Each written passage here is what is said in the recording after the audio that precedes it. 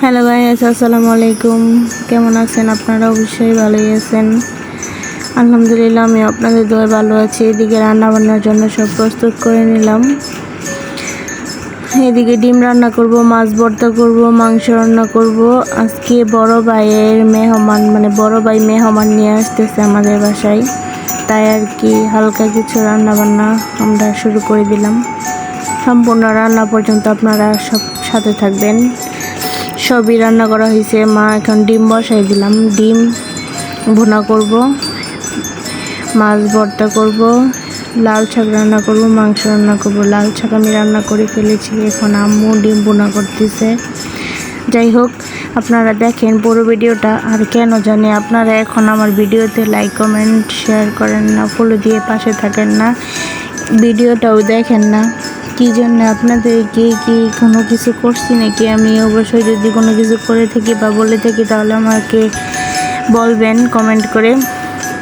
এদিকে দেখেন আমার আম্মু মাংস রান্না করার জন্য মশলাগুলো সুন্দরভাবে কষিয়ে নিয়ে এখন মাংসগুলো দিয়ে দিচ্ছে। আমার আম্মুর হাতের রান্না মাশাআল্লাহ অনেক মজা হয়। আমিও পারি মোটামুটি ভালোই রান্না, খাওয়া চলে আর কি। যাই হোক, অনেক কিছু বলে ফেললাম। বক বক করতে করতে আমাদের কিন্তু সব রান্নাই হয়ে গেছে প্রায়। এদিকে মেহমানও চলে আসছে। এই যে আমার আব্বার সাথে হ্যান্ডশেক করে এখন তারা ঘরের ভিতর ঢুকতেছে। তারা আজকে কোন স্কুলে জানি খেলতে যাবে, তাই এই দুই ভাই আসছে। ওরা আর কি ফরেন, বাহিরের দেশের লোক।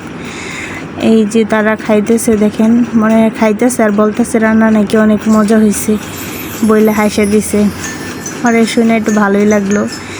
ওরা কিন্তু অনেক বেশি খাইতে পারে, ওদের অনেক খাইতে পারে।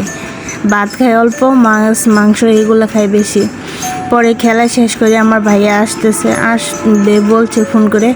পরে আমি আম্মুকে বললাম যে আম্মু চলো পিঠা বানাই ভাইয়ার জন্য। পরে ভাইয়ার জন্য বাবা পিঠা বানাবো, তাই এদিকে আম্মু গুঁড়াগুলা রেডি করে নিচ্ছে।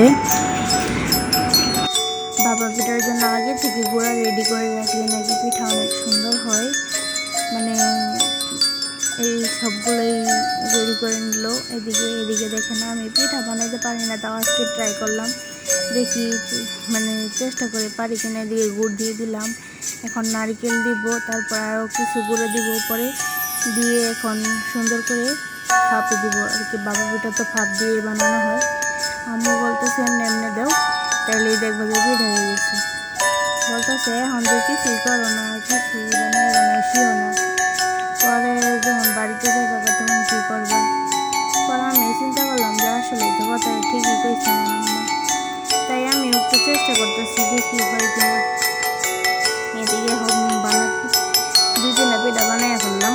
বাইরে বলতেছে যে পিঠাগুলো মজাই হইব, বারবার এসে দেখতেছে আর বলতেছে। এদিকে আম্মু পিঠা বানাইতেছে, আমার পিঠা নাকি একটু ভেঙে গেছে, তাই আমার আম্মু বলতেছে দেখো আমার কাছে দাও আমি বানাই। পরে দেখেন আমার পিঠাই যে কেটে গেছে আর কি। এখন আম্মু দিছে, দেখি আম্মুরটা কীরকম হয়। আবারও বলতেছি, যদি আপনাদের কাছে ভিডিওটা ভালো লাগে তাহলে লাইক কমেন্ট শেয়ার করে ফলো দিয়ে পাশে থাকবেন। আপনারা যদি লাইক কমেন্ট না করেন তাহলে কেমনে হইব?